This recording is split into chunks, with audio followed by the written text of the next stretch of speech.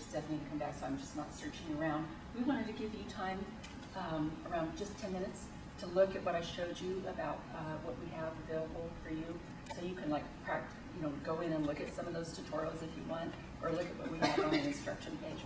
But an easier way to get to your pages, we put them from the listing, we put them a bunch of new places now. So under services, you're right up in front there, the instruction and outreach is right there. Great. And then we put the, lots of places, but that's an easy place to get to, but then instead of, or bookmark it once you get it. Yeah. Probably my easiest. So we're just looking, I couldn't see where you have the link to the Utah page, so Okay, it's they're got just to play around. Okay. the Microsoft. It's got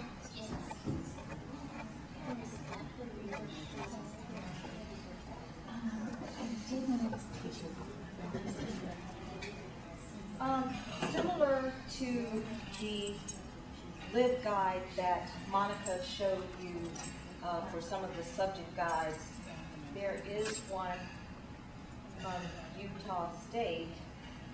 I couldn't click in. Okay.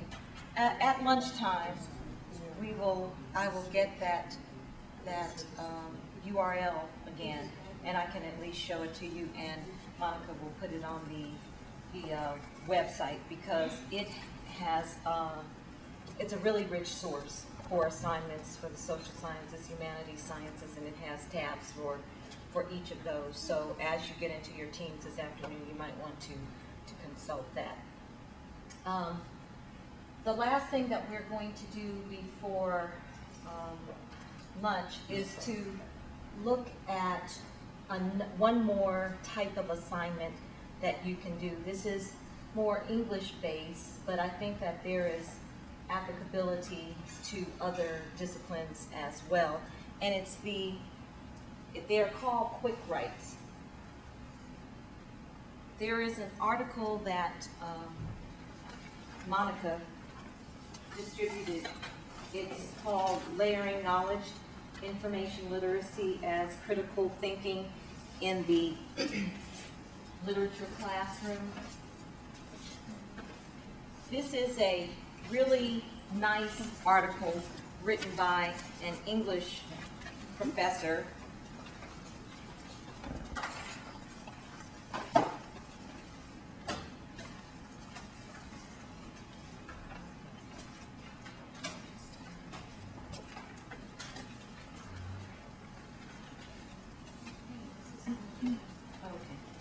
It's written by an English professor, and she really does a good job of setting information literacy within higher education and within her discipline. And then read on page, get my glasses.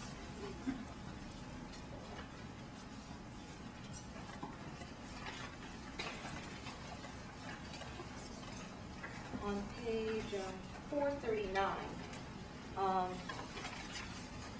she talks about her assignment that are quick writes, and then the other professor, Stavevra, she has an upper division assignment where she asks students to create collaboratively an annotated edition of an early print text. So I didn't go into that because it's a lot more specific, but just her take on information literacy and tying it to critical thinking is a great article. But we're going to focus on the quick writes that she does. And in your packet, this is the activity 3A, green worksheet that is green.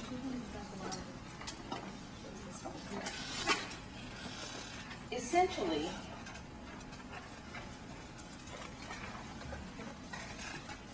on your green sheet of paper, this is how she describes the assignment.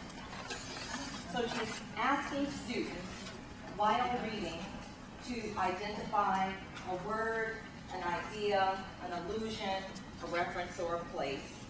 And I think, again, this is for an English class, but you can transfer to some of the social science and science disciplines as well. And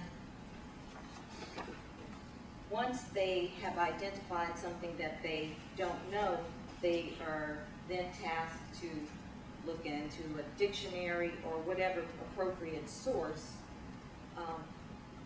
in order to find the answer to that. So I'm going to give you a few moments to look over the assignment and to see if there's any, if you can apply this to some of the readings that you give to your students. This is a good exercise to do if there are new concepts or terminology that they need to learn. Instead of just kind of giving it to them, you know, it may be that they do look at a subject encyclopedia or they look at the etymology of a word. Did they? I thought. First 5 minutes of class, right? Wow, where's the article? I read farther down. I mean, maybe further minutes. No, maybe, because,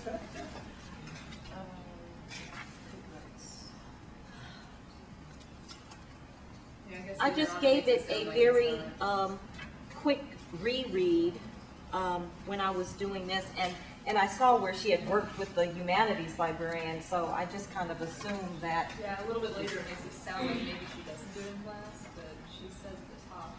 That Yeah, I don't quite see, but it maybe could be, you know. Yeah. So in class, they do this sort of brainstorming quick write to identify their topic. And And what- then part two, they do Yeah. independently I outside can research. see that, yes, that does make sense. Because it's the identifying the topic or the concept that they don't know, and then doing the research and writing about it. Actually, it says right here, identify Yes. need for information, look up information before class, and then spend the first 5 minutes of class writing what they learned. Yes, that's on page 440, the second paragraph, about 5 lines down. So yes, that makes sense, that they have done some work in advance of talking about it in class. So identifying the problem and research is done out of class, and then the quick write is in class. Correct. That's Yes. Page 440, second paragraph.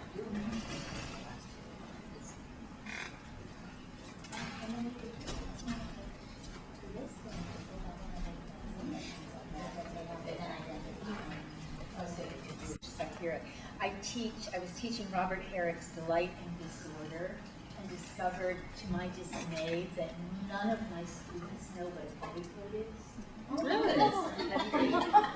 So I said, well, it's like a slip. Blank faces again. So I would have them do an assignment looking up what a petticoat is and its whole history and everything else in a different form. That would be good. That's a 21st century. They certainly wouldn't know petticoat, and several of them wouldn't even know slips. No, they I don't don't know. think they sell those in the They do. regular stores. Actually, I mean, easy I, to buy. but, There's also gender issues here. yes. You know, to be honest, Chris, there was one student who did know what a petticoat was, and it was a guy. Wow. We're in Little House on the Prairie. Watch Petticoat. So did anyone else find anything where they could apply this quick write to help students tease out a concept or a word or some terminology that they didn't understand? I think I teach patho to the first semester nursing students. So probably every other word in the patho book they could actually go on. I was thinking it would be a perfect entry into, they do concept maps, and so what I want to use is, the information, I want to look at that process in relationship to information literacy. But this would be a good place to get them started thinking about, they have a hard time picking a topic, and this would be a good way to get them started. They could take a word and somehow relate it to the topic, and they could start. Yes, and then follow with the concept, and yes. Yeah. Any others before we get ready to break for lunch? Oh, I shouldn't have said that. Because then now you know, oh, we don't have anything else to say.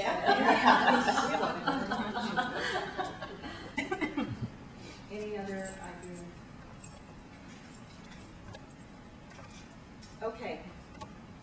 What we have covered thus far, we have kind of, through our videos, looked into students' perspectives of school and how they perceive their academic life. We have seen in another video how experienced information literacy and research kind of through their experiences, and we heard that they use everything from Wikipedia to going to a librarian to help them to get resources. We talked a bit this morning about the definition of information literacy and how the different characteristics or traits of information literacy work from your disciplinary perspective.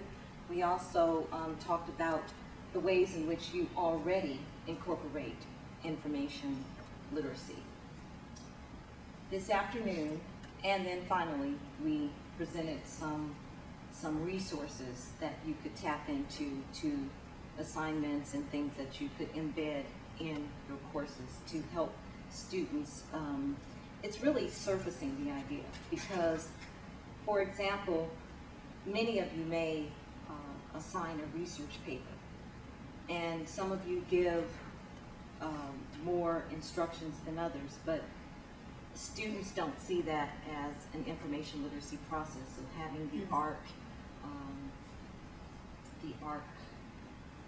Research calculator. yes, I sound like, what is, the assignment research calculator can help to surface that process and make them understand that doing research is indeed a process. So when we come back, we're going to spend the remainder of the afternoon kind of getting into the meat of your assignments. We're going to go over 2 syllabi and I think it was Tony and John who very graciously allowed me to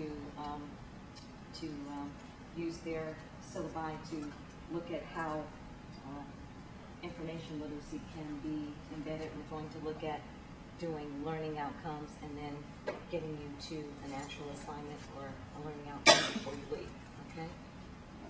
Any questions before we go for lunch? Any comments? How is this thus far? Great. Is it doing what you needed to do? Okay. Perfect. Thank you. Let's grow. So back at 521. That's the biggest one. We have a few people that are still out. We'll be starting in about a minute. As promised, I wanted to show you this LibGuide that was prepared by some librarians at Utah State University. The URL is libguides.usu.edu/GEN. And what I thought was really nice about this site is that this is geared towards instructors, and it provides by large discipline category some ideas for assignments. So if we were to go into social sciences here,